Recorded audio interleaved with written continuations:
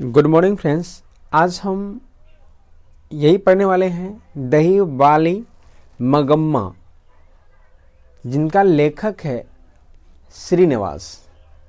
दोस्तों, श्रीनिवास जी का पूरा नाम मास्ती वेंकटेश अयंगार है।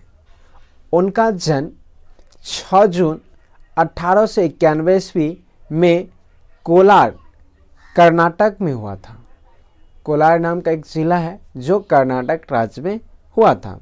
श्रीनिवास जी का देहावसान हो चुका है। वे कन्नड़ साहित्य के सर्वाधिक प्रतिष्ठित रचनाकारों में एक हैं। उन्होंने कविता, नाटक, आलोचना, जीवन चरित्र आदि साहित्य की प्रायः सभी विधाओं में उल्लेखनीय योगदान दिया। साहित्य अकादमी ने उनके कहानी संकलन, जिनका नाम सन्ना कथेगुल्लो, को सन 1978 में पुरस्कृत किया। उन्हें ज्ञानपीठ पुरस्कार भी प्राप्त हुआ है। यह कहानी कन्नड़ कहानियाँ नेशनल बुक ट्रस्ट इंडिया से संभाल ली गई है। इस कहानी का अनुवाद B.R. नारायण ने किया। दोस्तों, हमने यहाँ कुछ हेडिंग कर रखे हैं, जैसे कि आप यहाँ देख सकते हैं।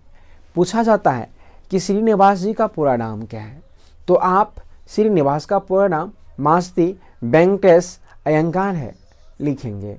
उसके बाद इनकी जन्म के बारे में पूछ सकता है कि श्रीनिवास जी का जन्म कब हुआ और कहाँ हुआ, तो हम ये इनका जवाब देंगे 6 जून 1891 कोलार कर्नाटक में हुआ था। अब ये पूछ सकता है कि इनके द्वारा कविता जो क्या सब लिखे, तो हम कह सकते हैं नाटक, आलोचना, जीवन चरित्र आदि साहित्य की प्रायः या क्या क्या उल्लेख किया है। उसके बाद ये जो पुरस्कार इनको मिला और वह कौन से कथा या कौन सी कहानी पर मिला, या इनकी कहानी क्या नाम था, संकलन हम कह सकते हैं, या सन्नान कैथोगुलू कह सकते हैं, जो 1978 में पुरस्कृत किया गया था। दोस्तों, इन्हें ज्ञानपीठ पुरस्कार भी प्राप्त हुआ है। यह कहानी कन्नड़ कहानी नेशनल बुक ट्रस्ट इंडिया से संभार में ली गई थी। यानी ये कन्नड़ में बनाया गया कहानी है, जिनका अनुवाद हिंदी में B.R. नारायण ने किया है। ठीक है, अब हम अपनी कहानी को और बढ़ते हैं।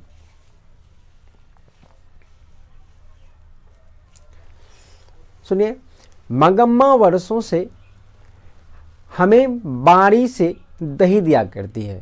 अब दोस्तों, बाड़ी के बारे में समझेंगे। बेंगलुरु की तरह दूसरे शहरों में रोज आकर दही देना, महीने के बाद पैसे लेने को बाड़ी कहते हैं।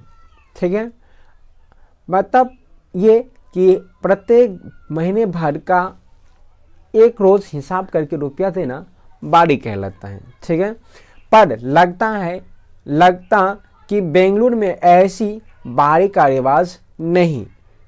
आमतौर पर जब भी मगम्मा हमारे मोहल्ले में आती, तब वह हमारे घर आकर दही लोगी माँ जी बहुत बढ़िया है कहती हैं। हमें आवश्यकता होती तो हम ले लेते और उस दिन के भाव के अनुसार उसके पैसे दे देते या अगले दिन चुका देते। दोस्तों, यहाँ तक मैं समझाऊँ तो यहाँ तक लेखक खुद दही वाले मगम्मा के बारे में बता रही हैं। वह जब भी कभी दही वाली मगम्मा लेखक के घर से गुजरती है, तो लेखक के घर के सामने आकर वह जोर से चिल्लाती है और कहती है, दही लोगी माँ जी बहुत बढ़िया है कहती। और अगर लेखक को आवश्यकता होता तो वह ले लेता, अगर नहीं होती आवश्यकता तो फिर नहीं लेता, और जब लेता तो उस दिन के भाव के हिसाब से उनको रुपया भी दे देता। अगर कहीं ऐसा हो कि अगर रुपया नहीं है या फिर अगले दिन मतलब नहीं है, या फिर कह सकते हैं कि नहीं देना चाहते हैं आज, तो अगले दिन वह क्या करते थे, रुपया उसको दे देते थे। ठीक है, इस तरह से वह सब चल रहा था। यह हमारी उसकी बारी की रीति है। वह अबलूर के पास किसी गांव की है। उसके गांव का नाम शायद वेंकटपुर या कुछ ऐसा ही समझिए, कुछ ऐसा है। आते समय हमारे मोहल्ले से होकर ही आना पड़ता है और जाति बार भी हमारी तरफ से ही जाना होता है। मैं उससे ज़रा अच्छी तरह बात करती हूँ, इसलिए कभी कभी गांव से आते समय और सारा दही खत्म करके जाते समय दोनों बार मेरे पास आ जाया करती। आंगन में थोड़ी देर बैठती, सबसे बातें करती, पान सुपारी खाती। न रहने पर कभी कभी हमसे पान सुपारी मांग कर खाकर गाँव जाती। ऐसे मौक़ों पर यदि मेरे पास समय होता तो वह अपना दुख सुख भी बताया करती। मुझसे भी सुख दुख पूछती। मुझे भला क्या सुनाती? यही कि बिल्ली ने दूध पी लिया, चूहे ने कुम्हाड़े में छेद कर दिया, तब वह दुनिया ही ऐसी है कहकर अपनी अनुभव की बातें सुनाती है। बाद में यह भी कहती कि इस दुनिया में किस ढंग से चलना चाहिए। मंगम्मा मुझे अच्छी लगती मुझसे और उसमें बहुत घनिष्ठता हो गई। कोई 1 महीने पहले की बात है। मंगम्मा ने सबसे सवेरे आवाज़ लगाई, दहीलोगी माँ जी। मैं भीतर कुछ कर रही थी। मेरा बेटा बोला, हाँ लूँगा, और पास आकर दही दो कहकर उसने हाथ फैला दिया। दोस्तों, ये बच्चे हैं और जैसे ही ये सुना कि दहीलोगी मंगम्मा का दहीलोगी माँ जी, तो बच्चे आकर के कहता है हाँ लूँगा, और वह कोई बर्तन लेकर के नहीं बल्कि वह हाथ ही फैला देता है कि हाँ दो। उसने हाथ फैलाया। मंगम्मा ने मटकी से थोड़ा अच्छा गाढ़ा दही निकालकर उसकी हथेली में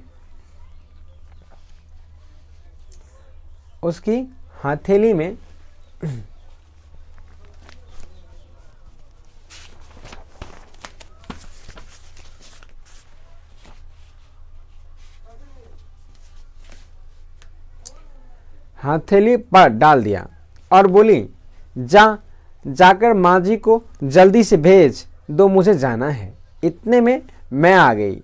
मंगम्मा बोली, माँ जी सोने जैसा बेटा पैदा किया है, जैसा गुण तुम्हारे हैं वैसे उसे मिले हैं। इन सब से क्या लड़के के बड़े होने की देर है, फिर तो पता नहीं कैसी बहू आएगी। अब जो बच्चा अम्मा अम्मा करता पीछे पीछे घूमता है, उसे ही यह बात पता नहीं होगा कि अम्मा जिंदा है या मर गई। मैंने पूछा, मंगम्मा क्या हो गया है? बेटे ने तेरी बात नहीं मानी। वह फिर से बोली, छोड़िए माँ जी, भावरे लेकर आया। पति ही जब बात नहीं पूछता था तो बेटा क्या सुनेगा। इस पर मैंने पूछा, तेरे घर वाले ने तेरी बात नहीं मानी क्या? वह कहने लगी, अरे माँ जी, मेरे भाग्य में एक अच्छी धोती नहीं थी, किसी और ने पहन ली।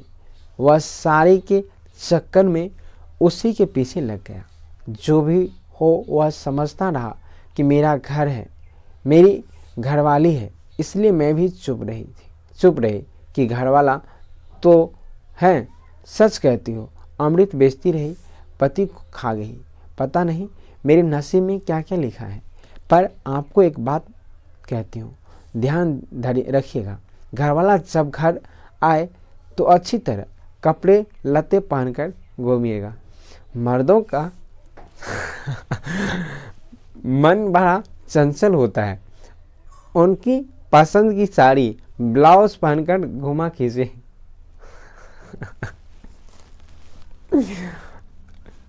फूल इत्र आदि लगाकर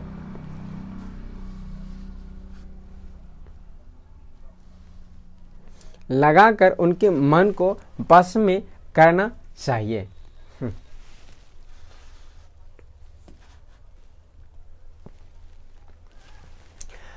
आपने जो साड़ी पहन रखी है, काम धंधा के लिए ठीक है। जब घर में अकेली रहती है तब के लिए यह ठीक है। शाम के समय एक बढ़िया साड़ी पहन रखना चाहिए। मुझे ज़रा हंसी आ गई लेकर कहते हैं, लेकिन ऐसा लगा कि अनुभव से कितनी बड़ी बात कह रही है। साथ ही यह दुख भी हुआ कि उस अनुभव के पीछे दुख छिपा है। मैं बोली, हाँ मंगम्मा, तुम्हारी बात 16 आने सच है। बाद में मंगम्मा बोली, देखिए माजे,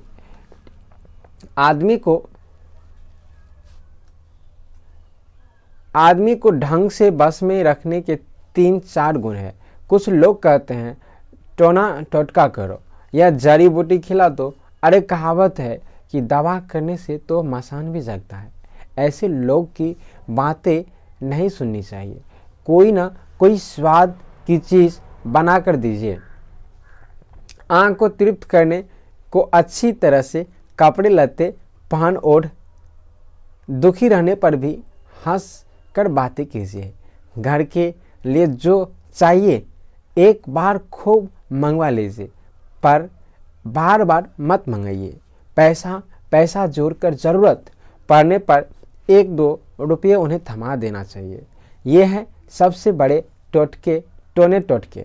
घर वाले ऐसे करने तो घर वाला घर में कुत्तों की तरह रहता है। तेरी